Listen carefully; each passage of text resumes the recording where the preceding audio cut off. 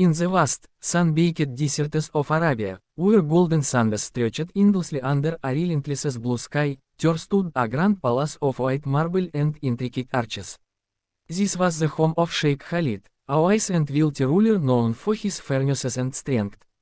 For many years, he had led his people with a steady hand, hosting grand feasts and resolving disputes with quiet wisdom.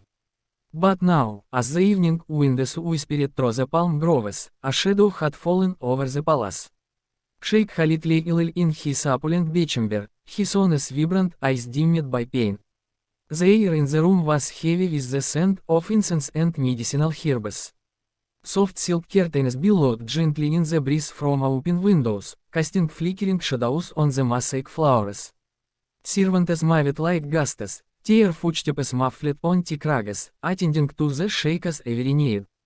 Yet, despite the luxury surrounding him, Khalid felt a deep emptiness.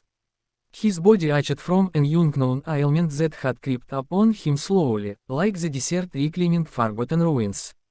It started with fatigue, 10 fevers that burned through the nights, leaving him weak and breathless.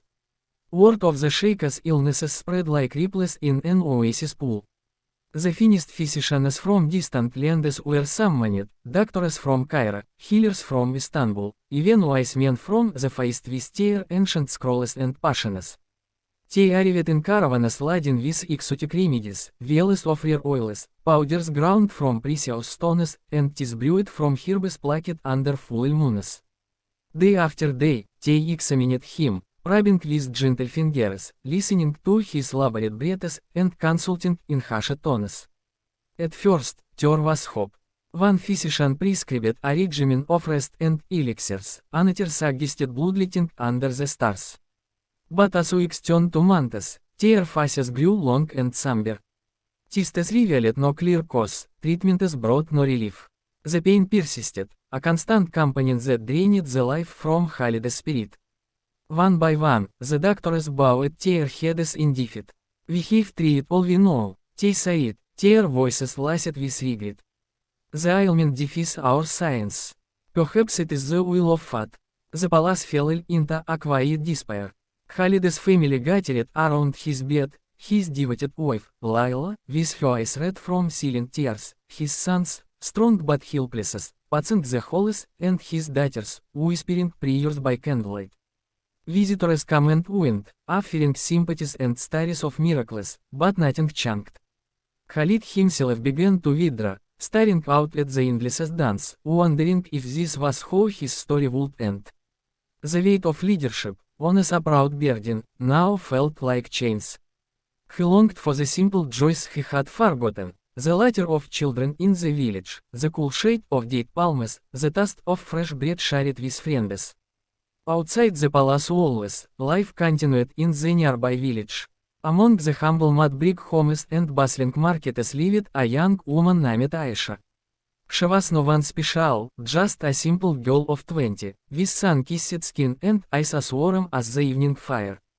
Aisha worked as a weaver, her fingers deftly crafting colorful tapestries from wool dyed in vibrant hues. She had grown up poor, losing her parents young, and learned to find beauty in small things, the song of a desert bird, the scent of rain on parched earth, the kindness of neighbors sharing a meal.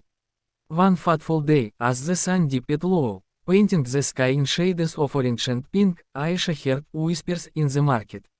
The sheikh was dying, they said. All the great doctors had given up.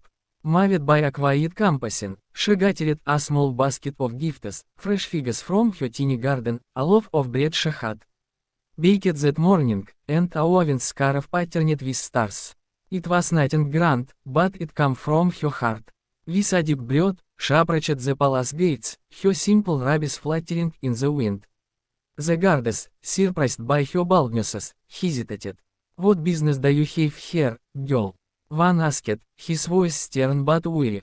Aisha looked up calmly. I bring no medicine, only comfort for the sheikh.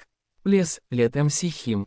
Perhaps it was the sincerity in her eyes, or the palace's growing desperation, but they allowed her in. She was led through echoing corridors, past rooms filled with trash she could scarcely imagine, until she reached the sheikh's chamber. The room was dim, lit by flickering lamps.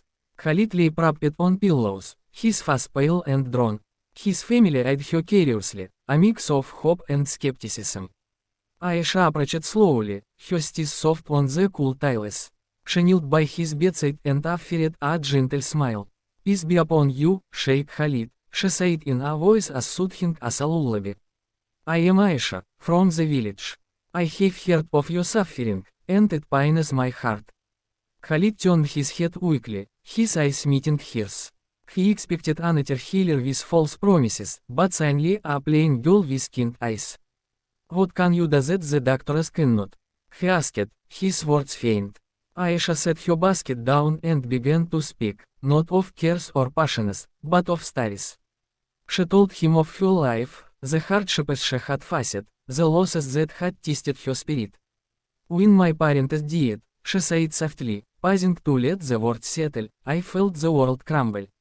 The pain was like a storm in the desert, fierce and unending. But I learned that healing comes not always from medicines, but from remembering what makes us whole." She unwrapped the bread and broke a piece, offering it to him. "This is simple food, made with love.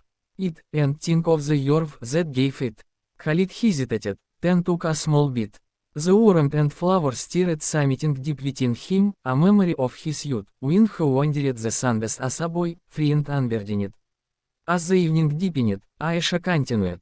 She spoke of the stars above, who guided travelers through the night.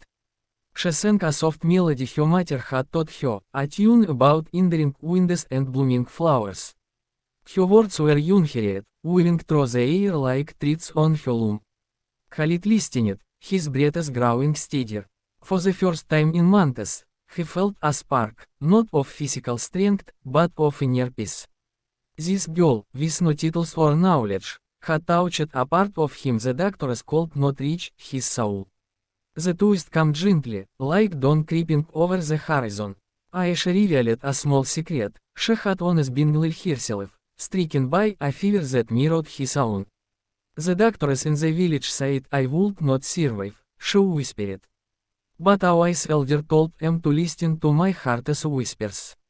I spent days in silence, recalling joys I had forgotten, later with friends, the feel of sand under my feet. Slowly, the fever broke. Not by magic, but by reclaiming my spirit." Khalid's eyes widened in quiet shock. Her story mirrored his own forgotten path. He had risen to power through ambition, but lost touch with the simple humanity that once defined him. Tears welled in his eyes, not from pain, but from a profound awakening. "You have shocked them to my depths, Aisha," he murmured. Not with wonders, but with truth. In the days that followed, Khalid began to mend. He rose from his bed, first for short walks in the gardens, then longer ventures into the village. Aisha visited often, sharing more stories and simple wisdom.